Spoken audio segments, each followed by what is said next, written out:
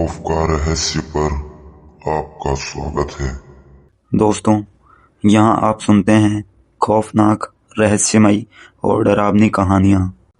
क्या आपने कभी महसूस किया है कि कोई आपकी गर्दन के पीछे सांस ले रहा है, लेकिन पीछे मुड़ने पर सिर्फ सन्नाटा मिलता है? पश्चिम बंगाल के पहाड़ों में एक ऐसी जगह है जहाँ लकड़हारे जंगल में जाते तो हैं, लेकिन अक्सर अपनी मानसिक स्थिति खोकर लौटते हैं। वजह एक बिना सिर वाला लड़का जो कोहरे के बीच से बाहर निकलता है और पेड़ों के बीच कहीं गायब हो जाता है। आज हम उस जगह की कहानी सुना रहे हैं जहां मौत सिर्फ एक अंत नहीं, एक शुरुआत है। कुर्सेओंग दार्जिलिंग के पास बसा एक खूबसूरत हिल स्टेशन है, लेकिन इसकी खूबसूरती के पीछे एक काला रहस्य छुपा है जिसका नाम है डॉ हिल। यहाँ दो चीज़ें सबसे ज़्यादा मशहूर है। पहला, विक्टोरिया बॉयज़ हाई स्कूल और इसके चारों तरफ फैला घना पाइन का जंगल, और दूसरा, स्कूल और डॉ हिल के फॉरेस्ट ऑफिस के बीच की वो सड़क जहाँ लोग रात में गुजरने से भी डरते हैं। यहाँ से गुजरने वाले ट्रक ड्राइवरों ने दावा किया है कि रात के अंधेरे में अचानक एक साया गाड़ी के सामने आता है। जब वो ब्रेक मारते हैं तो वहाँ कोई नहीं होता।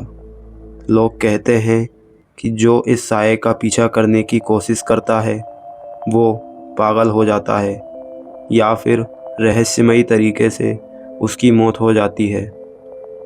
लोग यह भी कहते हैं कि इस स्कूल की दीवारों में और इन पाइन के पेड़ों के बीच कुछ ऐसा है जो इंसानी नहीं है। स्थानीय लोगों के लिए यह सिर्फ एक पर्यटन स्थल नहीं है, यह एक प्रतिबंधित क्षेत्र है। वह लोग यहाँ दिन में आने से भी घबराते हैं और सूर्यास्त के बाद इस तरफ आना बिल्कुल सख्त मना है। आज की कहानी है आर्यन नाम के एक नास्तिक लड़के की, जो प्रोफेशन से एक फिल्म मेकर था। आर्यन उन लोगों में से था जो शमशान में बैठकर भी चाय पी सकते थे। उसके लिए भूत प्रेत केवल खराब लाइटिंग और कैमरे का भ्रम थे। वह इन सब चीज़ों में विश्वास नहीं करता था। साल 2021 में एक धुंध भरी शाम आर्यन अपने 5 लोगों की टीम के साथ कुर्सेओंग के डेथ रोड पर उतरा। उसने अपने सिनेमेटोग्राफर से कहा, हमें वो शॉट चाहिए जो डॉ हिल के इस डर को एक मजाक साबित कर दे। रात के 11 बज रहे थे। जंगल एकदम सुनसान और घने अंधेरे में डूबा हुआ था। पाइन के ऊंचे पेड़ हवा में ऐसे झूम रहे थे जैसे कोई बूढ़ी औरत मातम मना रही हो। जैसे जैसे वे लोग जंगल के अंदर बढ़े, तापमान अचानक गिरने लगा। हवा में ठंडापन आ गया था। आर्यन ने अपना नाइट विज़न कैमरा ऑन किया।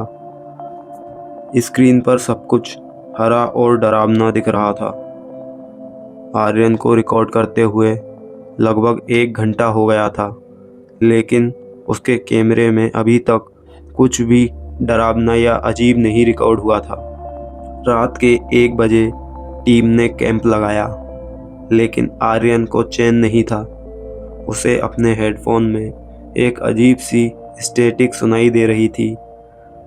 उस शोर के बीच एक बारीक आवाज़ आई, जैसे कोई बच्चा पत्थर से पत्थर टकरा रहा हो। टिक टिक टिक टिक टिक टिक। उस आवाज़ को सुनते ही आर्यन चौंक गया। उसने अपने टीम मेंबर्स की तरफ देखा। वह लोग सफ़र और थकान के कारण सो गए थे। आर्यन अपनी टीम को सोता छोड़ अकेला ही उस आवाज़ की तरफ बढ़ा।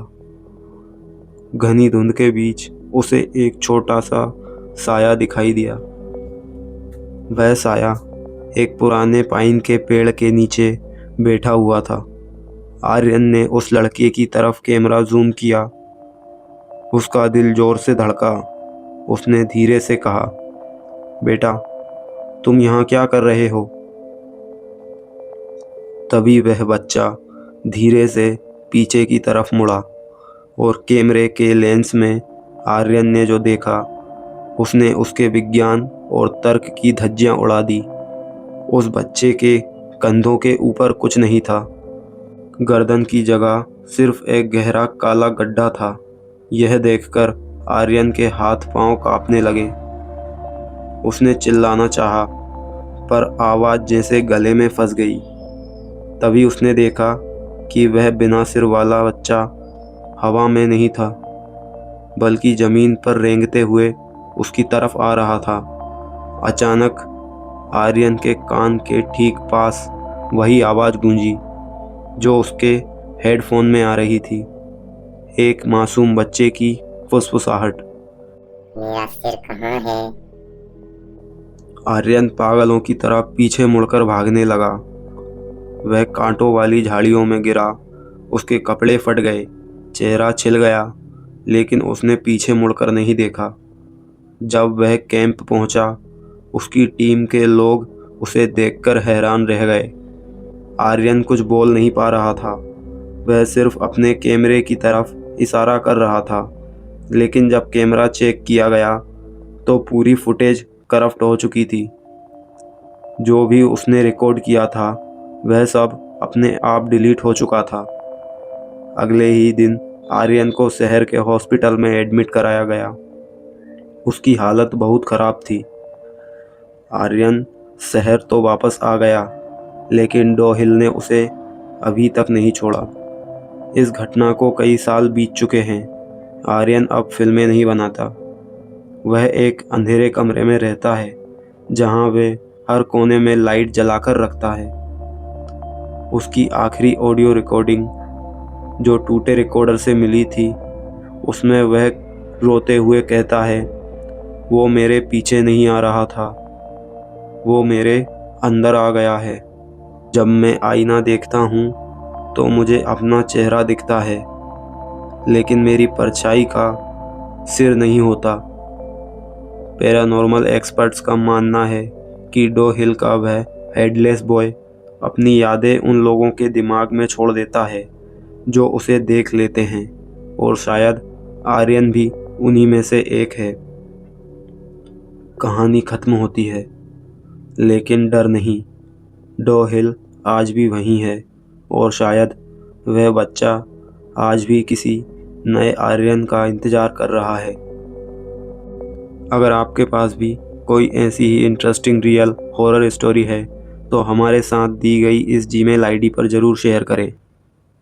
अगर आपको और भी ऐसी ही मज़ेदार डरावनी कहानियाँ सुननी हैं तो हमारे चैनल को सब्सक्राइब और वीडियो को लाइक करें, और कमेंट में अपनी राय ज़रूर लिखें कि आपको कहानी कैसी लगी।